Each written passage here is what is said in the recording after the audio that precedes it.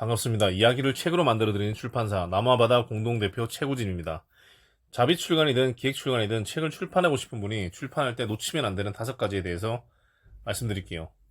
이거 5개만 알면은 시행착오 완전히 줄일 수 있습니다. 자, 첫 번째로 기획이 절반입니다. 책을 출판하려면 일단 원고부터 써야지라고 생각하는 분들 많죠. 근데 사실 출판사에서는 기획서부터 봅니다. 아이디어가 떠올라서 책을 막 쓰려고 시작하셨다면 출간 기획서 먼저 채워보세요. 분명히 내가 부족한 부분이 어떤 건지 나오게 될 겁니다. 당연히 내가 가진 뾰족한 콘텐츠도 어떤 건지 알 수 있습니다. 그러면 기획서에는 어떤 걸 써야 되냐? 이 책이 누구를 위한 책인지, 왜 지금 이 주제가 필요한지, 비슷한 책들은 뭐가 다른지, 그리고 목차와 샘플 원고까지 다 들어갑니다. 여러분 기획서 잘 쓰면 편집자가 출판사에서 바로 연락 줍니다. 진짜입니다. 이건 원고의 50% 이상을 쓴 거랑 같다고 보셔도 되고요. 제가 처음 책을 쓸 때 같이 시작한 분들 중에서도 그냥 원고 없이 투고해서 출판사로부터 연락 온 사례도 많습니다. 왜냐하면 기획서 안에 모든 핵심적인 내용이 다 들어갑니다. 이제 기획서를 보면 한 건물의 설계도 같은 거죠. 그래서 이제 편집자들이 이제 출판에 오래 계셨던 출판사에 있는 편집장들이 이 기획서 한 장만 보면 이게 지금 시장에 나갔을 때 먹힐 책이다. 즉 팔릴 책이다, 안 팔릴 책이다. 독자들의 관심을 이끌 책이다는 느낌이 뻔하게 옵니다. 예를 들어서 지금 주식 시장이 화랑인데 코인에 대한 책을 쓴다. 그러면 사람들이 관심이 없겠죠. 근데 반대로 지금 부동산 시장이 화랑인데 부동산에 관한 책을 쓴다. 그러면 어느 정도 전문성이 적더라도 먹힙니다. 이런 시의성이나 컨텐츠 자체 희소성, 그 다음 저자의 특별한 경험들, 이런 것들이 출간 기획서에 녹아서 편집자가 시장성을 판단할 수 있게 됩니다. 따라서 출간 기획서 무조건 시간 투자하십시오. 자, 두 번째는 원고는 다 안 써도 됩니다. 출판사에 제안할 때 완성된 원고 꼭 필요할까요? 전혀 아닙니다. 샘플 원고 한두 개만 챕터면 충분합니다. 오히려 너무 많이 써놓으면 편집자가 수정하려고 할 때 거부감이 들 수도 있거든요. 자, 출판 계약이 되고 나면 그때부터 본격적으로 다듬어 쓰고 다시 쓰고 그렇게 같이 만들어 가는 겁니다. 원고는 다 안 써도 되니까 원고 작성에 대한 부담감은 내려놓으십시오. 원고 100페이지 써가지고 보내야 된다. 제가 이제 투고할 때는 다 써서 보냈습니다. 이제 그럴 필요 전혀 없습니다. 출간 기획서 먼저 작성하고 샘플 원고 한두 개만 있으면은 출판사들은 바로 알아챕니다. 다 쓴다는 거 잊어버리셔도 됩니다. 자, 세 번째. 자, 이건 마인드에 관한 건데 작가님들, 예비 저자님들, 출판사는 바로 고객입니다. 이거 되게 중요한 개념이에요. 많은 분들이 출판사가 날 알아봐주는 은인으로 생각하는데 실제로는 출판사가 여러분들의 책에 돈을 투자하는 투자자이자 고객입니다. 그러니까 이제 예비 저자분들은 이 책은 시장에서 먹힐 겁니다. 이건 독자가 사고 싶어 할 겁니다. 이걸 제대로 출판사를 설득해야 됩니다. 책 내용도 물론 중요하지만 이 책이 팔릴 수 있는지, 출판사는 이게 제일 중요하거든요. 출판사는 책을 통해 결국은 장사를 하는 겁니다. 책이 팔려야지 출판사가 운영이 되고 그 운영된 수익으로 작가한테 돌아가기 때문에, 그래야 출판사, 작가, 그 독자가 있어서 선순환의 구조로 이제 수익이 배분됩니다. 그렇기 때문에 이 책을 파는 출판사, 만드는 출판사는 모두 고객이라는 개념으로 작가님들은 생각을 해야 됩니다.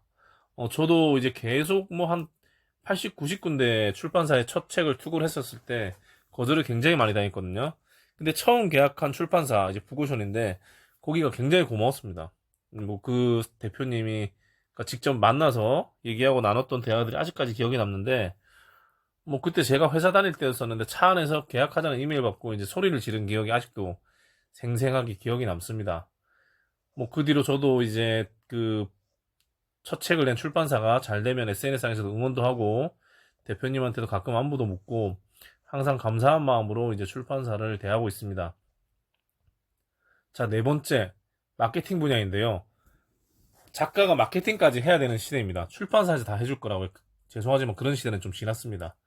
결국에는 작가가 자신의 SNS나 어떤 온오프라인의 영향력을 가지고 책을 판매할 수 있는 루트가 되고 판매까지 할 수 있는 역량을 갖춘 저자가 경쟁력이 있다는 얘기입니다.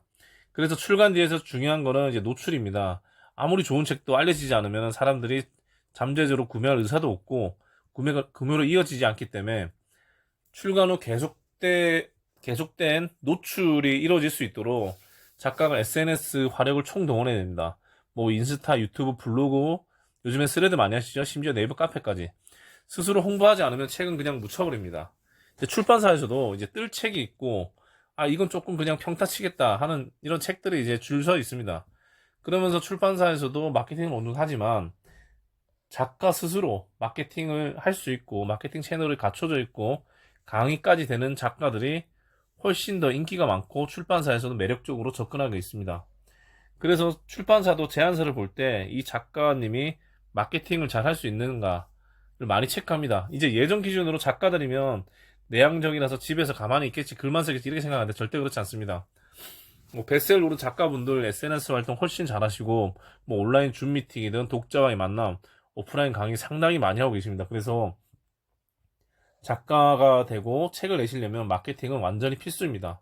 오히려 마케팅을 잘해서 책의 뭐 기획력이나 이런 것 좀 떨어지더라도 더 잘 팔리는 사례도 많이 있습니다. 자, 마지막으로 다섯 번째인데요. 책의 컨셉트가 팔리는 겁니다. 컨셉이 굉장히 중요합니다. 자, 그래서 이제 사람들이 이렇게 얘기하죠. 내가 살아온 인생을 책으로 한번 내고 싶습니다. 자, 이건 어떻게 보면 일기가 될 수 있고, 어떻게 보면 에세이가 될 수 있고, 독자의 마음을 파고들 수 있냐는 굉장히 기획력, 컨셉의 차이인데, 뭐 그런 얘기들 하루에 뭐 수십 번씩 들어본 편집자들 많습니다. 하지만 잘 팔리는 책은 컨셉이 명확한 책입니다. 그 시장에 들어가서 그 시장 안에서 원하는 사람들이 원하는 내용, 그런 책들이 팔리는 책입니다. 결국에는 내 책이 독자들에게 줄 수 있는 이득이나 혜택이 명확한가? 뭐 저의 경우에는 직장, 대기업 생활을 10여 년 하면서 쓴 노하우들, 뭐 남들과 비슷할 수 있지만 제 나름대로의 시각을 가지고 해석을 해가지고 그걸 컨텐츠로 만들었던 개념들, 이건 컨셉이 명확하거든요.